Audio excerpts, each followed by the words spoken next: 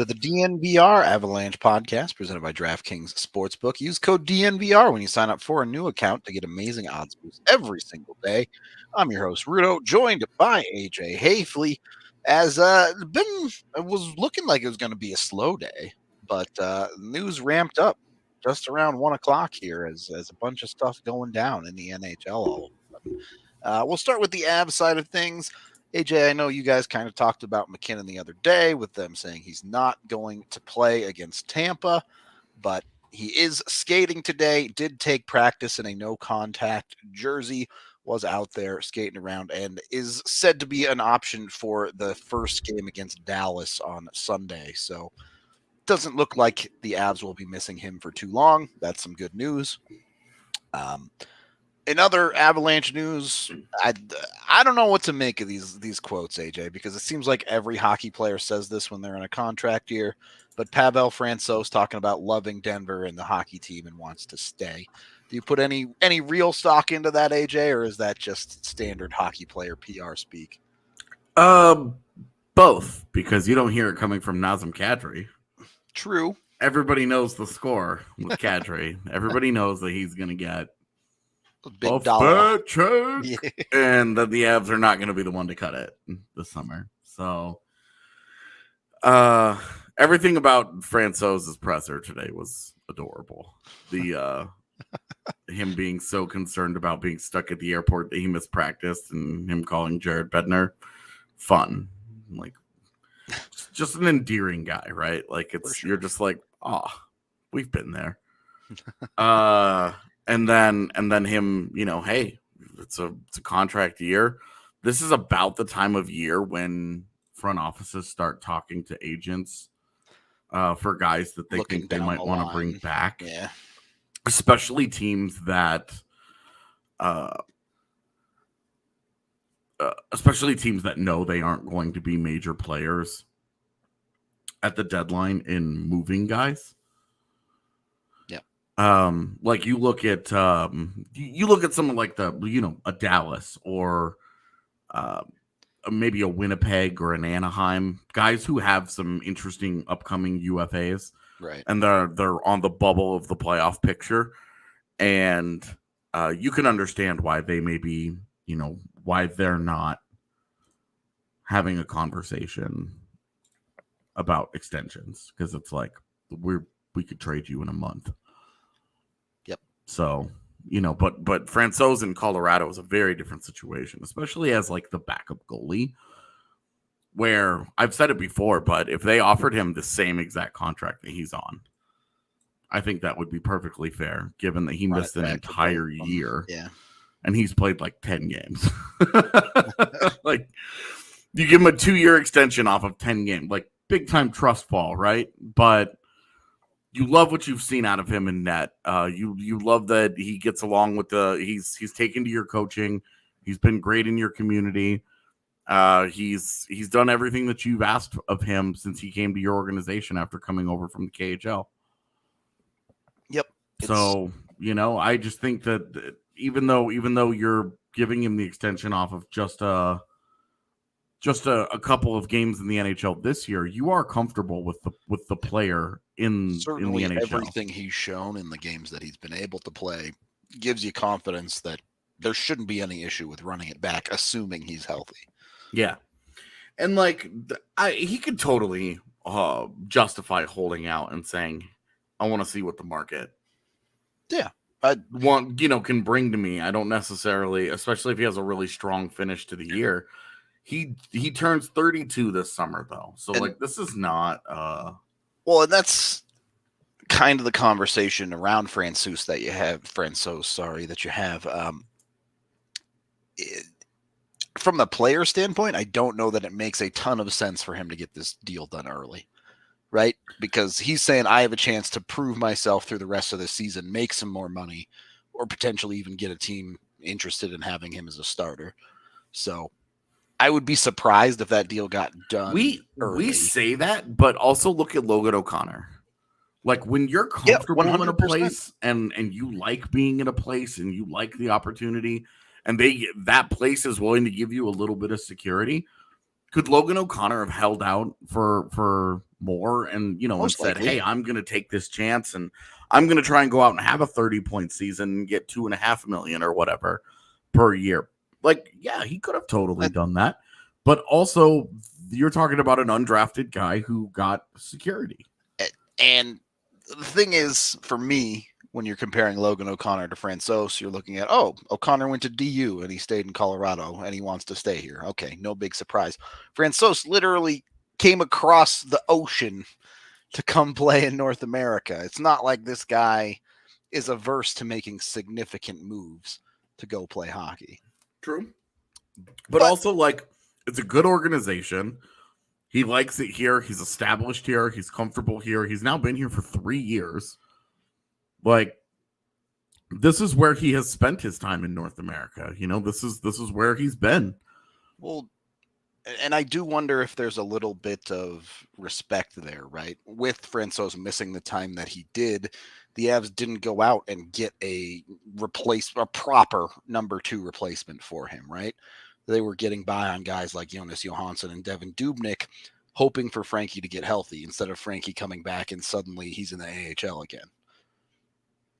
So, yeah, I do think it is a little bit of a two-way street there, and I could totally see Frankie wanting to stay here. At the end of the day, that comes down to player preference, right? It's his decision to make. Yeah, and like the goaltender carousel spins every single year. Oh yeah, for sure. And so, he could easily go have a strong second half of the season, go into the market and somebody out there would be willing to Edmonton offer him throws some $4 million at goaltenders constantly.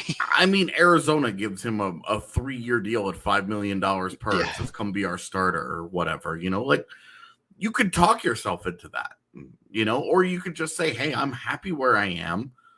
If the Avs called him up and said, hey, we'll up this, we'll give you $2.5 million for 2 years. Just enough to keep you around kind of thing. Yeah.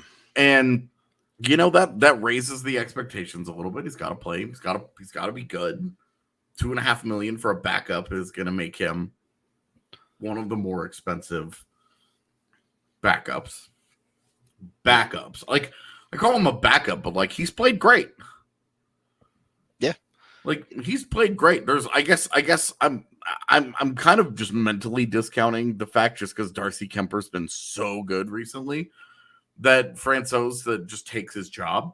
But like I guess there's a world where Frankie just outplays Darcy Kemper down the stretch and the Avs are like, all right, that's our guy now. The only real hole, I think, for Frankie's resume right now is you haven't seen him go for an extended stretch against quality competition.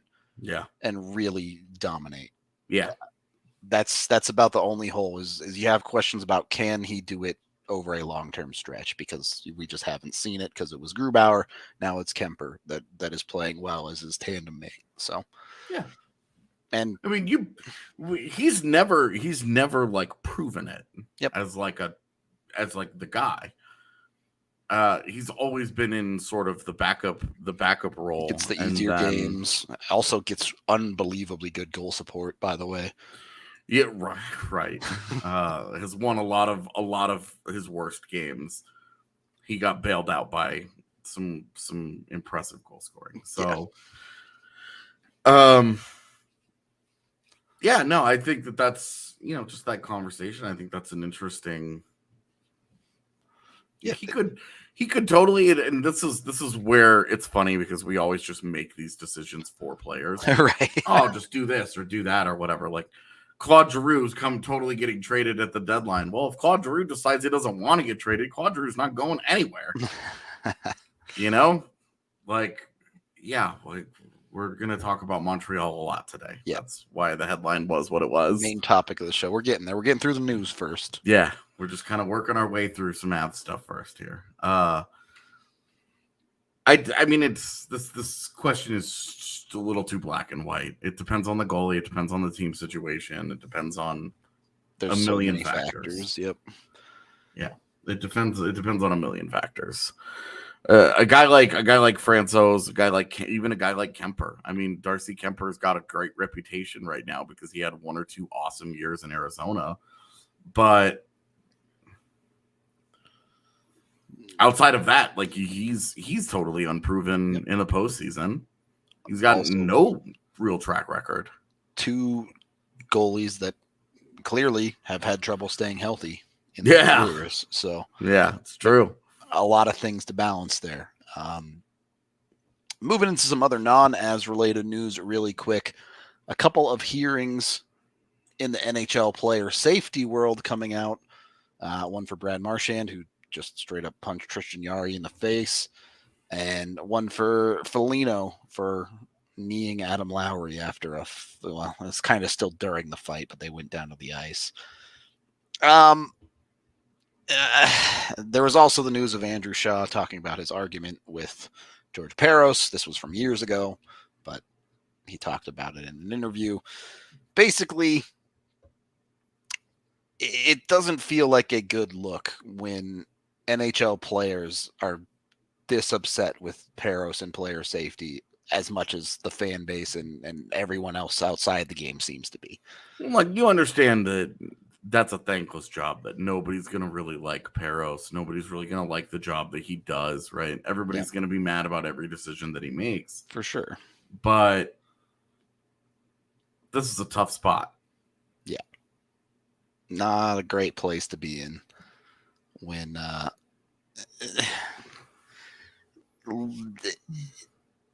you have players openly coming out and talking how it's a problem, that's when you know you're in trouble, I think. That's when some alarm bells start ringing. Yeah. Especially players like Andrew Shaw, who are very much, their game was always on that edge, right? Yeah, a guy who had to deal with player safety quite a bit. Yeah, like throughout his career, because he made his entire NHL career out of being a guy that had to live on the edge. You know, he was a little on the small side, so he had to play up to make up for it. Yep. He had to bring in that extra element in order to overcome some of that. And having a guy like that come out, and also Andrew Shaw was a shithead during his career. So you take it with a grain of salt, right? It was like when Dan Carcillo started his crusade against the NHL. You're kind of like, buddy, you're fighting against the very thing that gave you a career. Yeah. You know, it starts off a little hypocritical. And then, now there are so many different things that Dan Carcillo has talked about over the years where I don't really feel that way anymore. And I think that his heart's in the right place. He's just sometimes a loose cannon, right? But with Andrew Shaw, it's kind of like you can't have players openly going after your department of player safety. Yeah. If they have no trust in that process whatsoever, you have a really big problem. Yeah. Because of course teams aren't going to like it, right? They're always going to think that their guy didn't do anything and that the other guy murdered their guy and they should get the book thrown at them. On a team basis, I get that. But from a player-to-player thing, if you have players out there going, well, I might not get suspended, so I'm going to take my chances, that's how you lead to disastrous consequences to hits. Right. So you got to tighten up the ship a little bit there, I think. Yeah, and we'll say I think the Foligno one is pretty straightforward. That looks like 2 or 3 games to me. Yep. It's dirty. Yep. It's predatory. It just looks like a penalty. It's just stuff that you don't do, right? You're just like, all right, this is that one does not jump out to me that much. As particularly. The Marchand stuff I think is a lot more troublesome, in part because there was this whole narrative around, well, he's reformed. Right. And he had so many suspensions early in his career for doing just, and now shit. He's gone a really, really long time without it. And I thought it was a fair conversation to say, hey, he's figured out how to toe that line. And then you see him completely lose it. Yep. Just loads up and punches Tristan Jarry right in the face.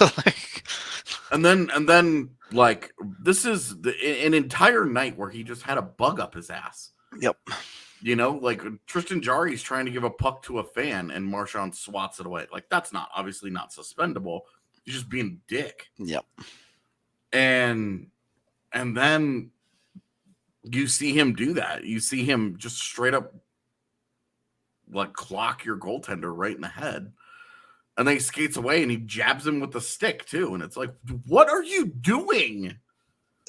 And this is a great example of what I was talking about in earlier in the year when the Avs were involved in several high profile suspension worthy conversations. Yeah. And it was all about hockey play versus not a hockey play. You know, Yep. the Kadri hit, the Landeskog hit, those were all suspendable, but they were guys playing guys, like hitting guys who had pucks. Zero conversation about that at this Marchand one. The play was right. clearly over. The play is over, and he just rolls in and smokes your goaltender in the head. Yeah.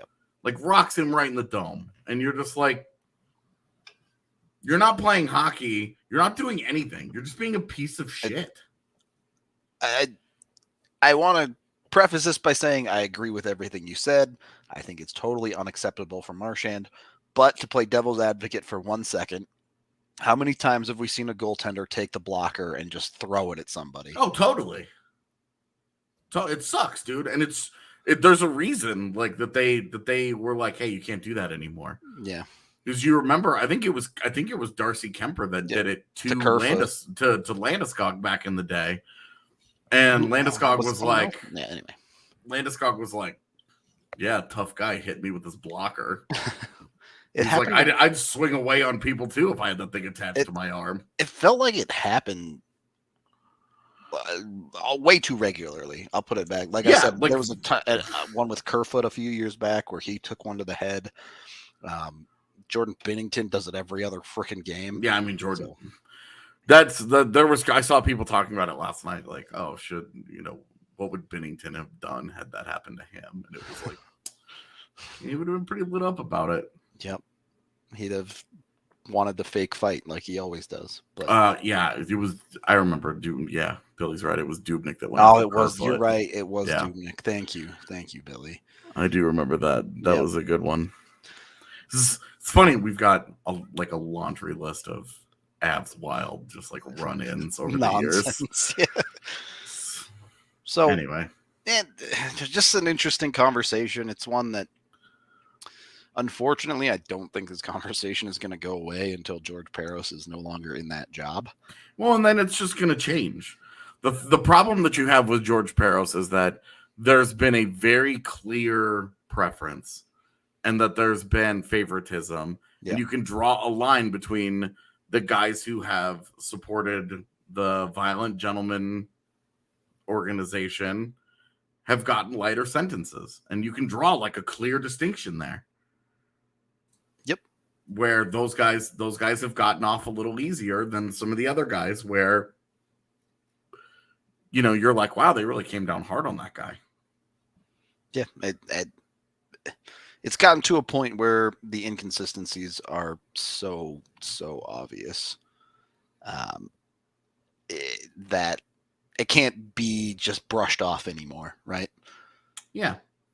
As like, okay, the meme is you spin the wheel of justice, right? And player safety is just super inconsistent. But when you're starting to see those lines get drawn of some guys get suspended and some don't, that's when you start to have a problem.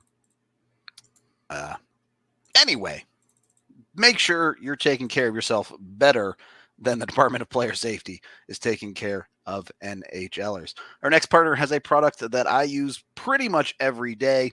It's called Athletic Greens. I started taking it because it's super easy. It's just a quick drink that has 75 high-quality vitamins, a bunch of minerals, whole food source, superfoods, probiotics, and adaptogens. So jump in on it, get in on the Athletic Greens craze. Super easy drink that you can just drink for a couple of seconds every day to get all the vitamins, minerals, all that stuff that you need. It's great for athletes. I have it on good authority that a number of athletes are taking this stuff, and it really helps them with stuff like recovery, when you go to the bar, have a good time, have some drinks like me. You get up in the morning, you take this, it gets you going. Real good to keep you healthy so you don't put on too much of a big gut like I'm working on right now. Trying to slim it down a little bit. So check out Athletic Greens today. They have a bunch of amazing options. And right now, to make it easy, Athletic Greens is going to give you a free 1-year supply of immune-supporting vitamin D and 5 free travel packs with your first purchase. So it's time to reclaim your health and arm your immune system with convenient daily nutrition. Especially heading into the flu and cold season, it's just 1 scoop in a cup of water every day. That's it. No need for a million different pills and supplements. Just get it all in one. You can go to the athleticgreens.com/avalanche right now to go and get what you need. Again, athleticgreens.com/avalanche to take ownership over your health and pick up the ultimate daily nutritional insurance. Also, brought to you by DraftKings Sportsbook. You know the good stuff. Go on there. Go get yourself a ton of money. Super Bowl 56 still right around the way. You get 56-1 odds when you sign up with code DNVR. Jump on it. Go get $280 for your $5 bet if you pick the winner of the Super Bowl. Also, if you didn't know, right now, they are running a lottery draw where they're going to give 5 people a free $1 million bet on the Super Bowl. You have to win the lottery draw, but chance at a free $1 million from DraftKings. Why not jump on it? There you go. Billy knows what's up with Athletic Greens. Takes care of your body real good. DraftKings has you covered. It's great fun. If you at least get the $280 in free bets. Oh, excuse me. Couldn't reach the mute Are button. you dying? I might be. Golly, man. DraftKings, go get a chance at $1 million. Go get your 280 in free bets. Bet on whatever you want. I'm going to have to cough some more. All right. We made it to the mute button that time. We're good. Go over there. Use the DNVR code. Must be 21 or older. Colorado only. Other terms, restrictions, and conditions apply. See DraftKings.com/sportsbook for details. And, of course, if you have a gambling problem, call 1-800-522-4700. I wish I was a robot, man. I wouldn't have this cough then. Yeah, right. Could you imagine being a robot and getting sick? Oh, that would be awful. I guess it's like a virus, just like we get viruses, but yeah. But that means someone would have had to upload it to me. Yeah. So who's the spy? All right.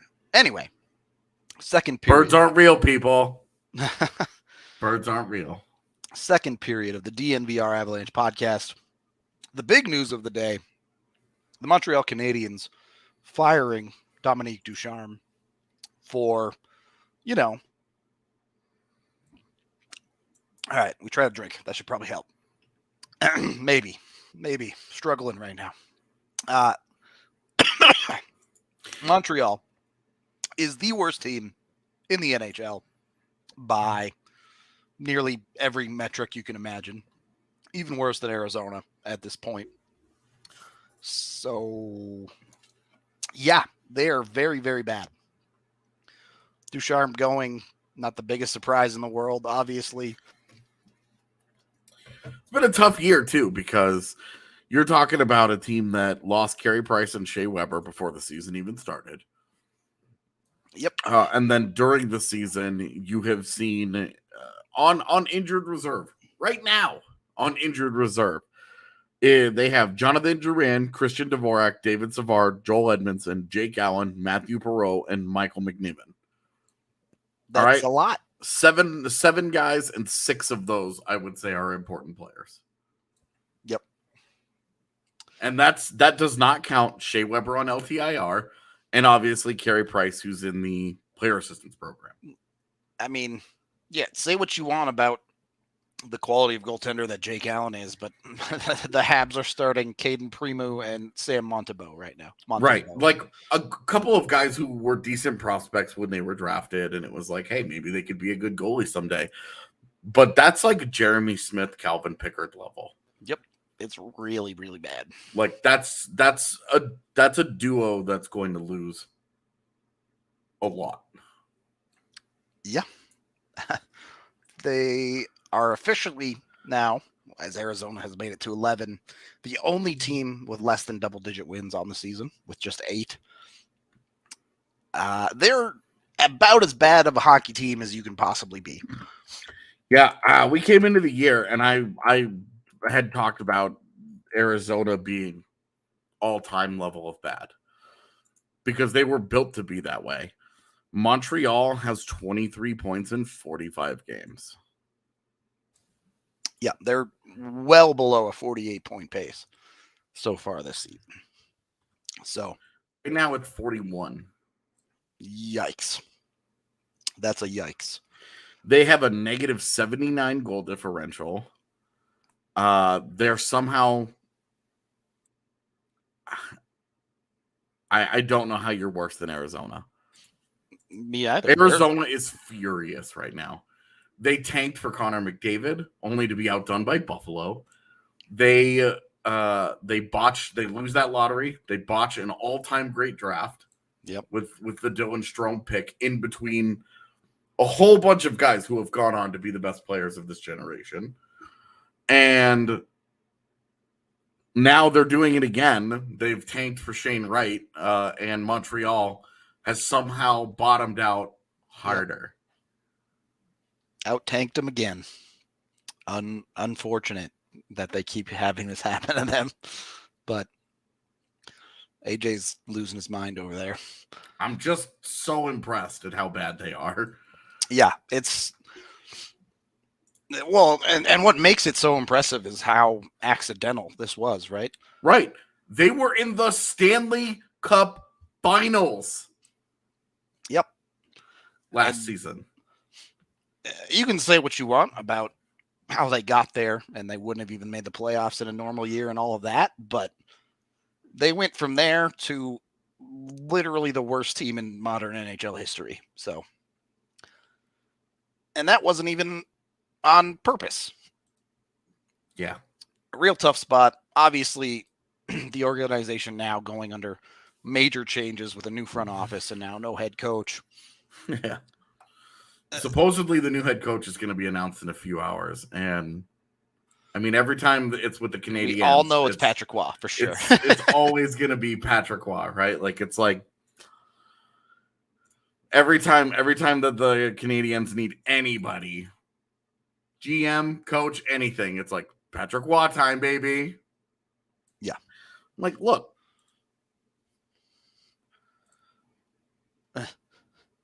Look. I don't think it will be Patrick Roy, for the record. The NHL's better with him in it. I agree with that. I'm here for the entertainment. It's like when the Raiders are good in the NFL, right? Like, everybody hates it, but you need a villain. Yeah, I'm here for someone to hate. Don't get me wrong. Are we over Boston being a villain? Just like as a city? Are we just over it by now? It's been 20 years of it.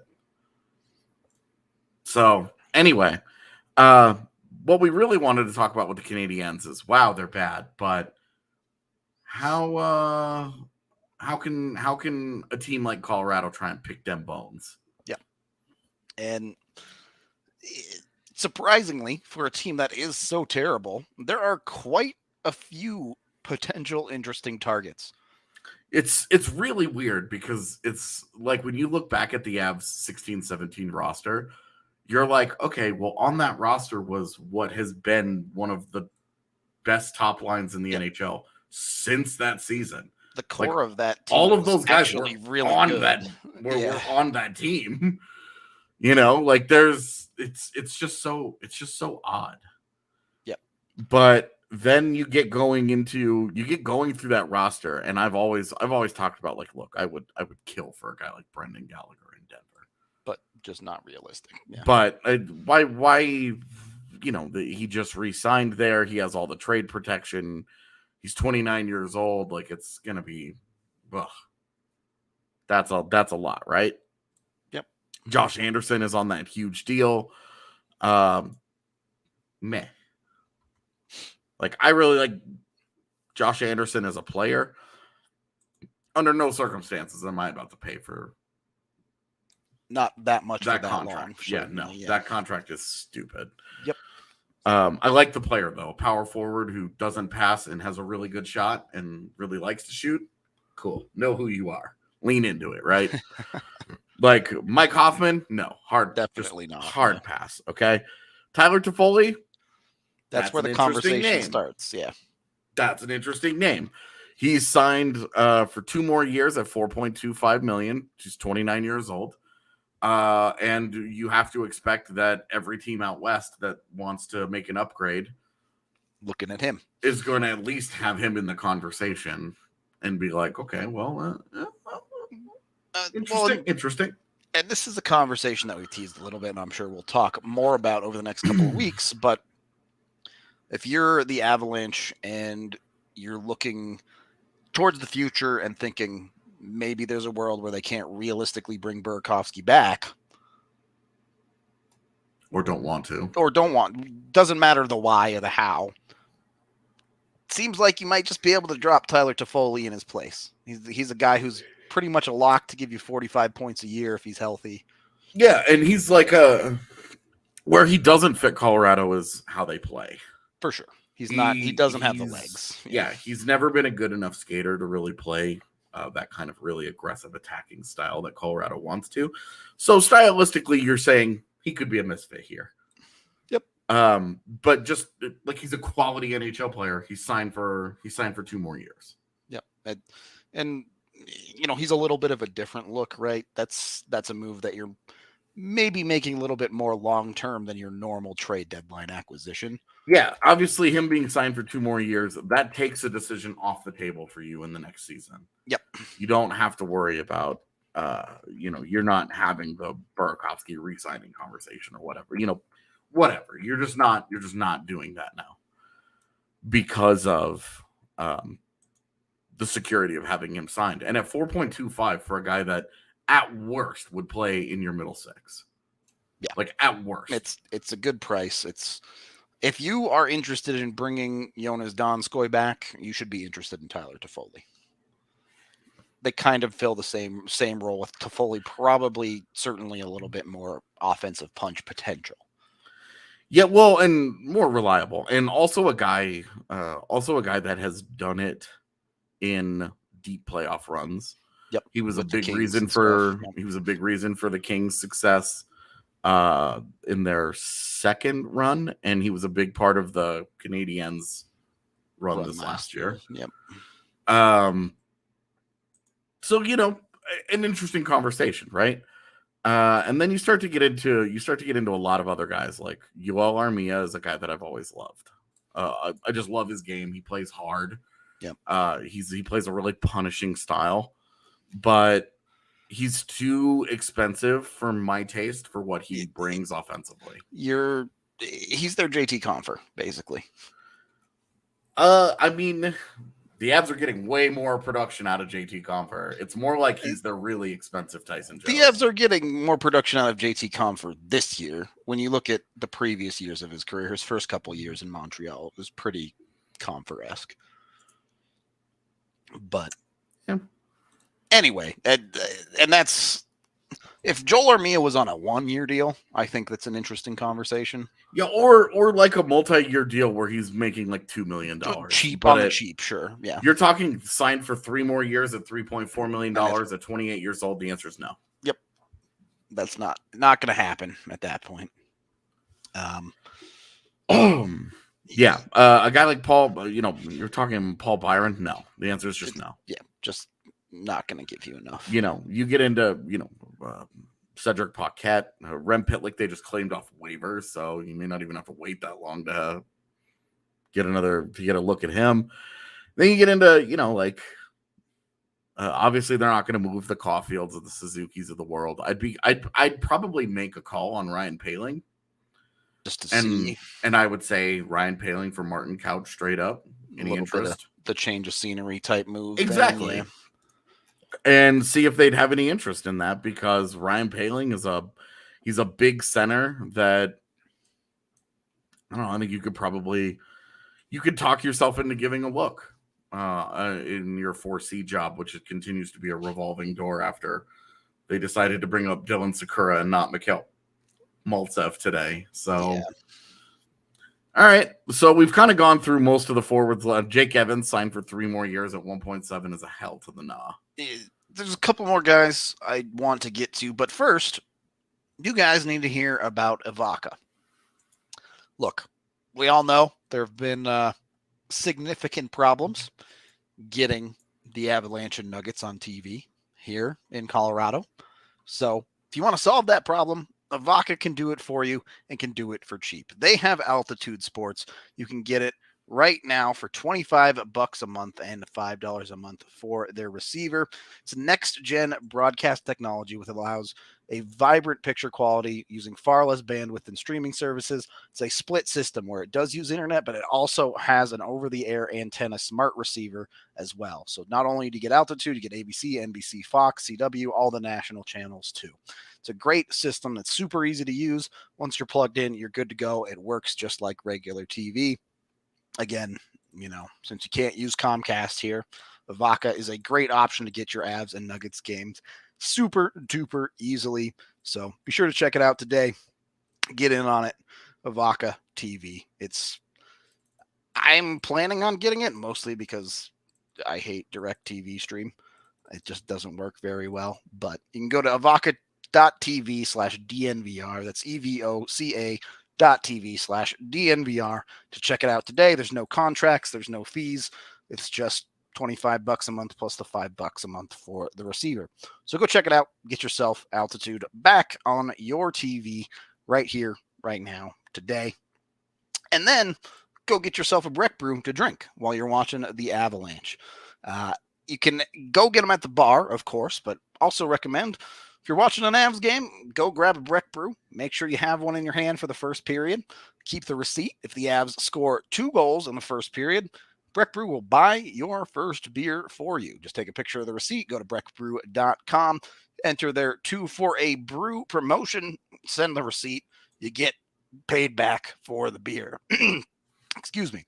Breck Brew's great. I really can't recommend them enough. I love their beer. Their Avalanche is perfect for drinking for a hockey game. Go check it out. Evoca is not in Canada, unfortunately. It's the Colorado area, but also Phoenix, Boise, and Idaho. I guess Boise's in Idaho, but those general areas. Anyway, check out Evoca, check out Breck Brew, check out us. Probably a good time to get a DNVR annual membership to check out all of the Avs stuff going on as the trade deadline starts to ramp up. We got a bunch of coverage planned for you, so yeah, be sure to tune into that. Like and subscribe here on YouTube. Follow everything we got going. Third period of the DNVR Avalanche podcast presented by DraftKings Sportsbook. All right. Should we get into some of these other names here, AJ? I know you said we got through most of the forwards. Yeah, I would say most of the forwards that I'm just kind of like dismiss. Yeah. Outside of Toffoli, I don't think any of those guys are actually interesting conversations. There are 2 that really stand out to me as real conversations. Yep. Like Christian Dvorak is not, like, if he was healthy. No, I like Christian Dvorak, but he's not going anywhere. Yeah. He's not going anywhere. So the 2 that are interesting, would you rather start with Lehkonen or Druin? We can start with Jonathan Duran because we've been like dunking on the idea of reunite Duran and McKinnon for years. Yeah. Like every year at the trade deadline, you have people who are like, "Oh, they should go and get Duran and put him back with McKinnon. It worked in junior." And it's been one of the more annoying narratives that would not seem to die. And for the first time ever this year, I'm like, no, that's the take. It's time. Now, granted, Druin is currently out with an upper body injury. It's not exactly clear when he's going to be back, but assuming health, I really do think he's a really good fit for this hockey team this year. I don't know that you're necessarily directly reuniting him with McKinnon. I think he's probably more of a dude that you drop in on the second line, but either way, I do think Drew would be, yeah, be no, a great this fit. is the thing. Is like you're reuniting him with McKinnon in that They're on the same team, I yes, guess, but that's the end of that. They're on the same team. Yeah, they're not going to be playing together unless you decide to put Duran on your top power play. Which this year, why would you? Yeah, working pretty okay. That unit is good and it's doing a good job. You don't need to mess with it. Yep. So it's an interesting conversation just because I think in a lot of ways he does fit the bill in the same way that a guy like a Claude Giroux can fit that bill for you. Someone who's going to operate more as a facilitator than a goal scorer, but you throw that guy with a Burakovsky or Kadri and that makes a ton of sense. So, and the thing is though, is that if you have to find a role for him because defensively he hasn't gotten any better. Definitely. Not appreciably better. But it's really just like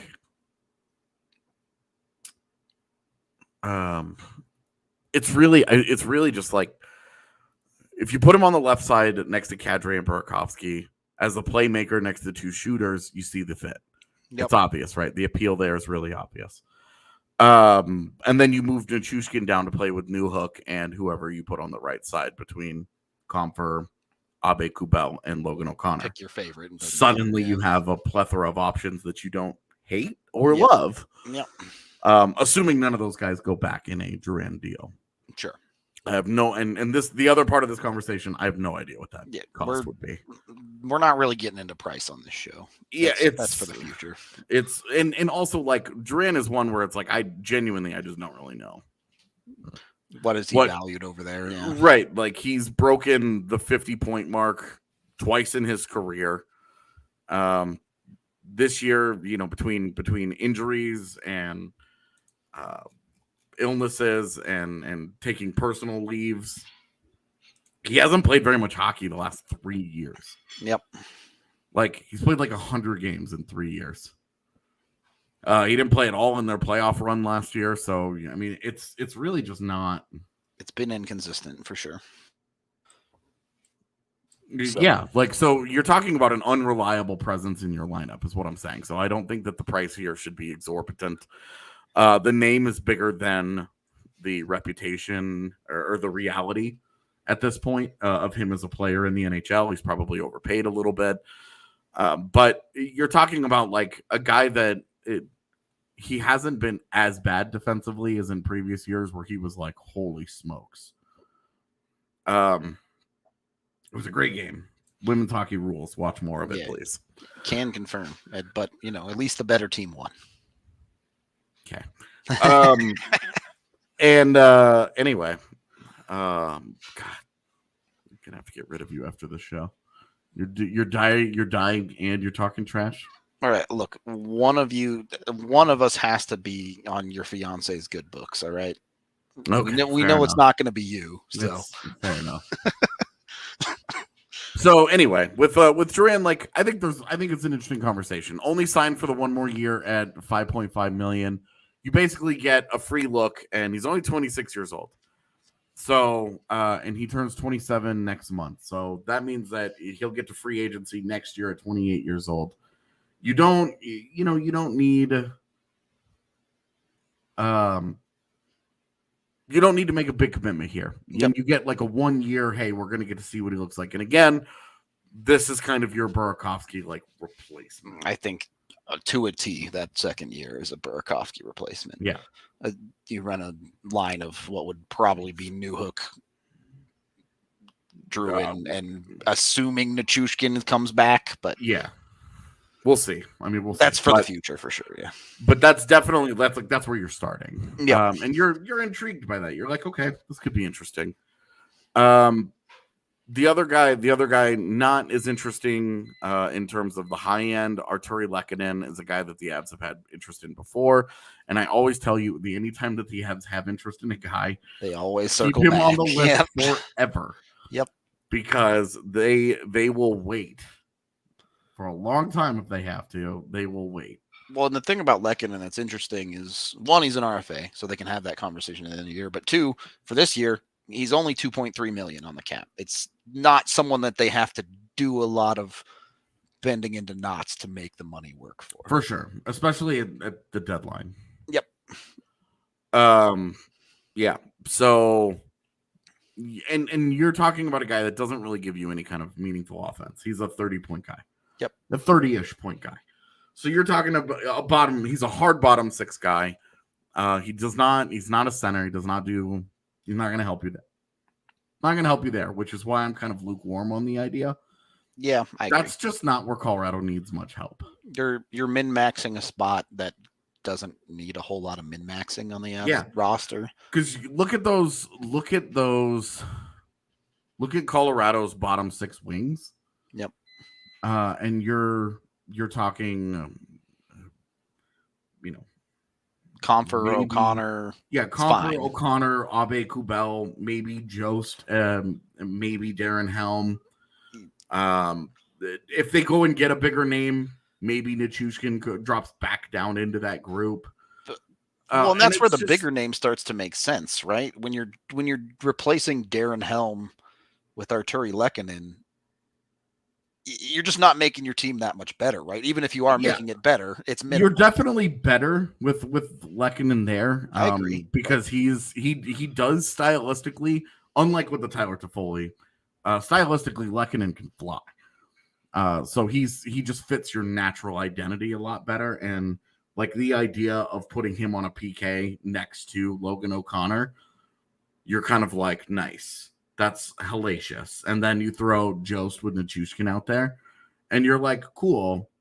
Now, if you really need somebody to win you a face-off, that's what you have Nazem Kadri for. And that's really the only other guy, right? And then you throw Newhook out there. Yep. Like those are your 6 PK guys that you're living and dying with in that spot. And I like that idea. I think that's interesting. But I don't know that doesn't really move the needle. Yeah. I don't know that another wing. It does help that he can play both sides. Like he's comfortable playing both sides. He's not like a hard, like this guy will only play on the left for you.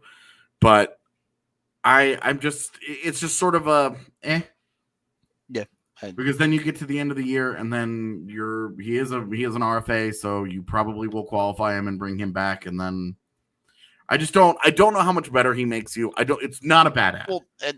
And that's not a bad ad. If this was like for a 4th round pick, like it was with Nemesnikov, like, dude, yes. It's going to depend on price. If you can get him for cheap, great. He will make you a little bit better. If they want a 2nd round pick for the guy, the answer is no. Yeah. Like then the answer is no. If it's a 4th round pick, yes. And obviously you settle somewhere in the 3rd, you with a 3rd round pick and you're just kind of like, you live with it. Yeah. That's probably the right price because I'm uncomfortable with it, but I don't hate it. And that's how you know you're in the zone. Yeah. Yeah.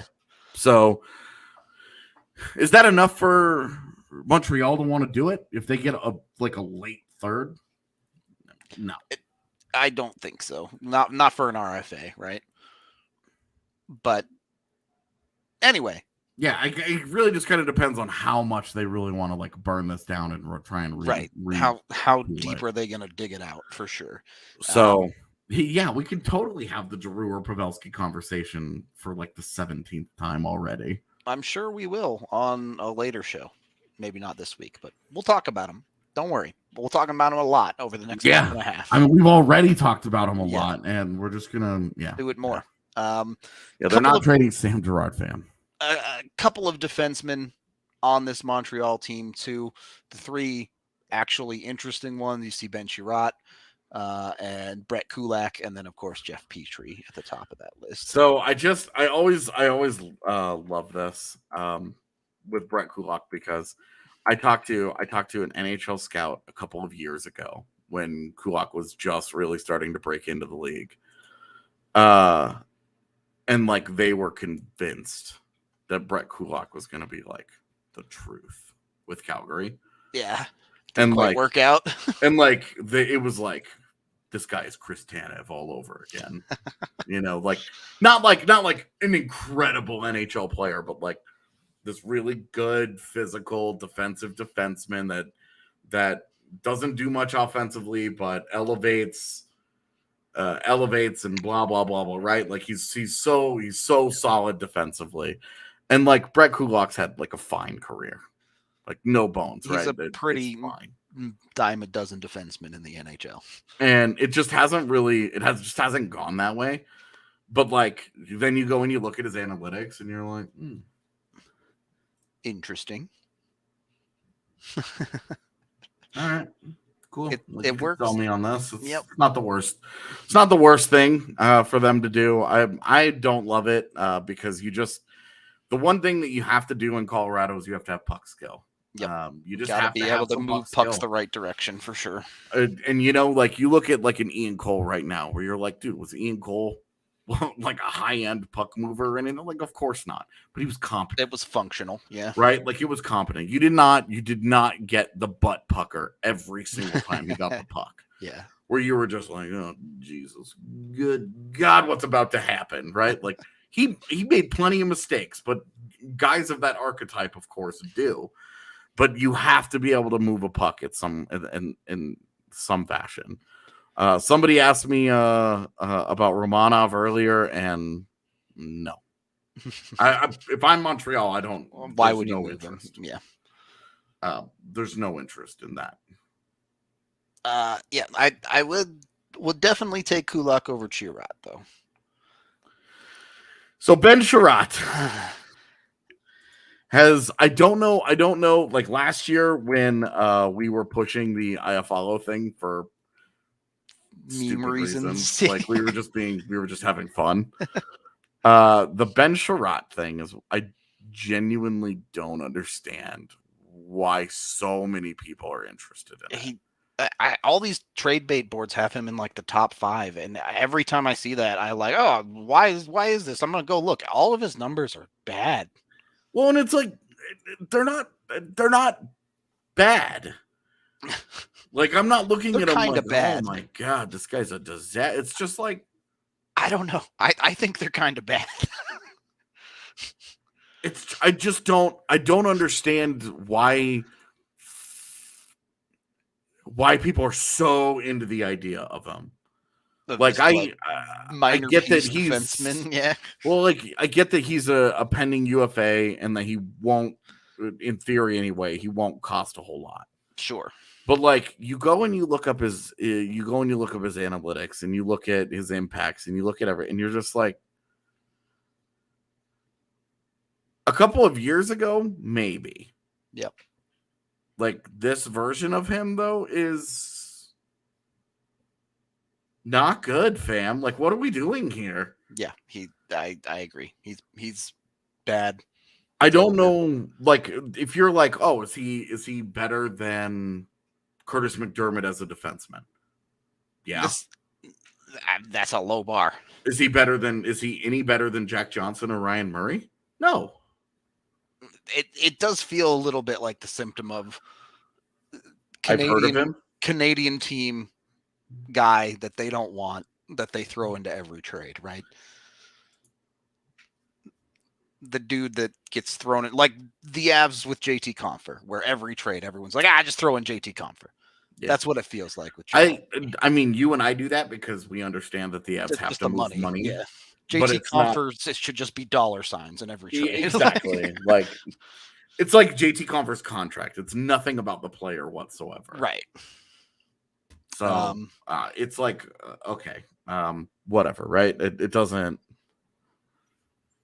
The other guy is Jeff Petrie, who has really interesting underlyings because his underlying numbers have always been pretty good. He's having a nightmare of a season. Well, and 6.25 for another 3 years. And this is the real conversation. Is Jeff Petrie is 34 years old. Yep. Just turned 34, and he has 3 more years at 6.25. So the answer is really no. Like there's just not even certainly straight up. It's not functional. Yeah. It's not really a conversation. Unless they are getting creative, to say the least. Taking all, like, they would have to retain the max amount, so they'd have to retain 3.125, or just like 3 would be fine. Yeah. But even then, you're talking about for 3 more years as he gets into his 30s, like deep into his 30s. Yeah, it's going to get real sketchy at the end of that deal. I don't think there's any doubt about that. So, like, Jeff Petry's had a nightmare of a season. I don't think he's anywhere as bad as he has been this year. But the question is at $3 million, I'd be a lot more interested. Sure. It's not, he doesn't have to be a stud defenseman at $3 million for you. This is also tied heavily to the Bowen Byram conversation. For sure. What's the status of Bowen Byram on March 20th? Yep.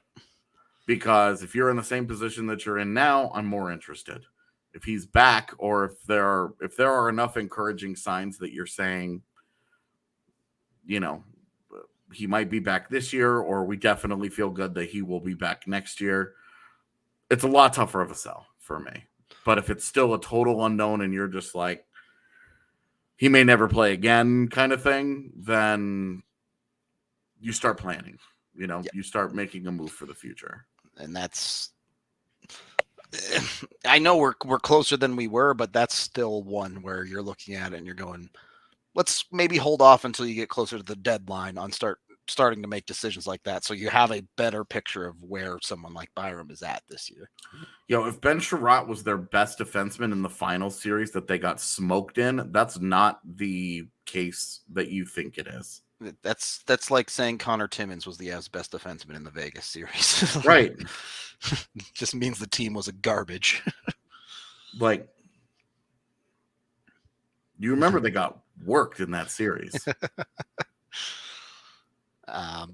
Anyway, I do think the Petry conversation is interesting, but we do want to save some of that for either later this week or next week. And there isn't really anybody like Chris Weidman. No, not having. I didn't even bring him up because I was like, the rest of these defensemen just are irrelevant for one reason or another.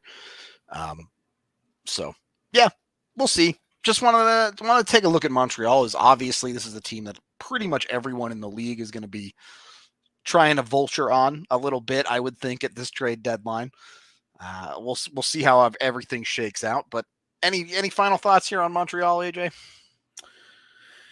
You got to make your phone calls. If I'm Kent Hughes, I'm aggressively trying to move everything. On. Yeah. If I'm Kent Hughes, I'm open to Brendan Gallagher. Yep.